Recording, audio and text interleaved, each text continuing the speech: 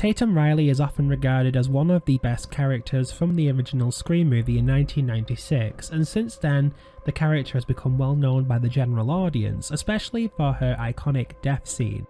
But the original plans for Tatum Riley were much different, so much so that the characteristics that were originally planned for her were incorporated into a different character in Scream 4. Hello everyone and welcome to today's episode of Beyond the Mask. Today, we're going to be taking a look at the original draft for Scream and discussing the major shifting characterization of Tatum Riley compared to the final version that we got. So if you're a fan of Tatum like I am, you'll appreciate a lot of things, like her continued support of Sydney, or her one-liners, or most especially her death scene. Well, in the original draft for Scream 1996, which was originally titled Scary Movie, it became apparent that a lot of Tatum's dialogue was cut from the movie and that a major element of the character was edited out, but later reused in Scream 4. In the original draft, Tatum remains loyal to Sydney, continues with her one-liners. However, there's one key element that's missing from the final movie. Tatum was on par with Randy in her knowledge for horror and her love and knowledge of serial killers, so much so she was able to advise Sydney on her next move, where she'd be safe and how the killers would strike again, based on serial killer logic. Tatum and Sydney avoid reporters as they make their way safely onto campus. Tatum: just relax, you're at school now, no one can get you here. Sydney: but if it wasn't Billy, it could be anybody. He could be here at school right now. Tatum: serial killers are smart by definition. They minimize their risk, they plan and pre-calculate everything. Showing up here would be like the most lame brain move he could make. They move up the walk as a figure falls in step behind them, sporting a white ghost mask. Sydney: he promised me he'd be back. Tatum: I wouldn't put too much stock in a psycho's promise. Sydney: I hope you're right. As easy as the figure appeared, it disappears, falling out of sight, unseen by either of them. Tatum: trust me, I know what I'm talking about.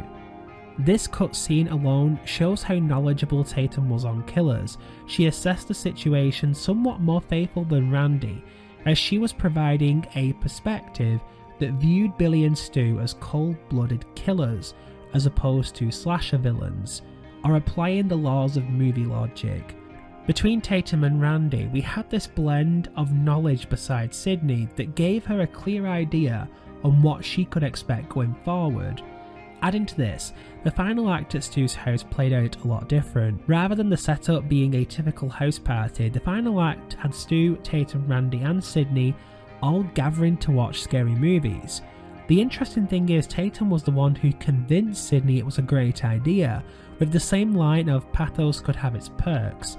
She was also very much on board to watch Halloween 1978.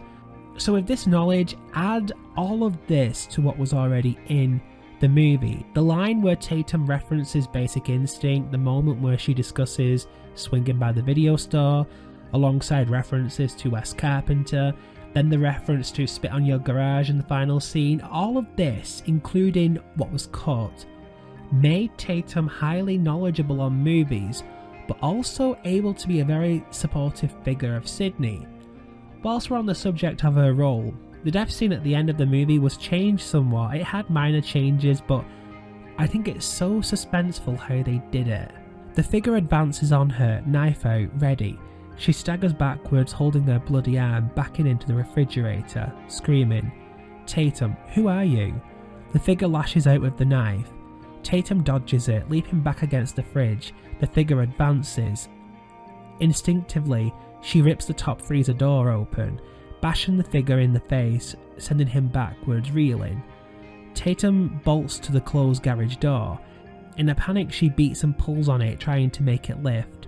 She eyes the figure. He's recovering. She goes for the pet door, dropping to the floor. Diving for it, she wedges her upper body through, her head, shoulders, torso, just as the figure pounces, grabbing hold of her feet. Tatum goes crazy, screaming and kicking, trying to get through.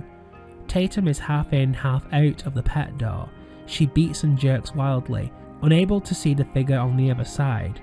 A true fighter, Tatum kicks hard, making direct contact with the figure, knocking him away.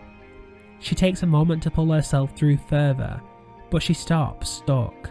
She pulls and tugs but can't move. She listens, but hears nothing. Where did he go? An agonizing silence. And then, boom, the garage door is activated. It begins to rise upwards, taking Tatum with it. She screams madly. No! Tatum's arms and legs fly about violently as she tries to free herself from the door. But it moves too fast, carrying her up.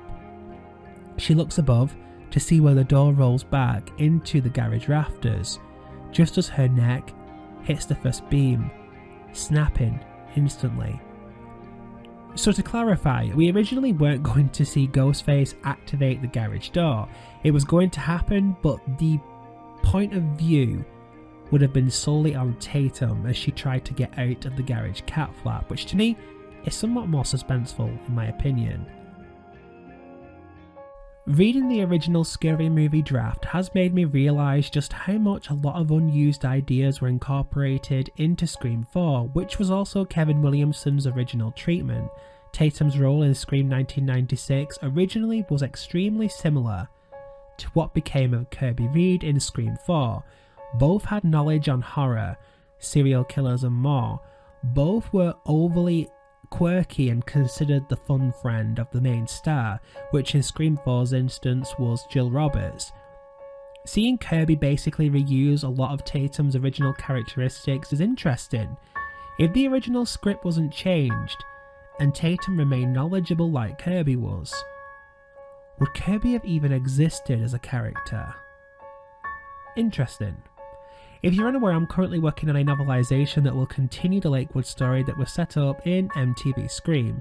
The book will serve as a continuation to the story where it left off in Season 2 and has also been okayed by the showrunners of the show and will have the official Paramount title attached to it. If you would like early access to the novel, then you can join my Patreon below, where I will be releasing chapters every month over there, so you guys will see how everything goes down before it hits Kindle next year. The link to Patreon is in the description below. Thank you so much for watching, guys. Don't forget to like, share and subscribe, and I will see you guys in the next video.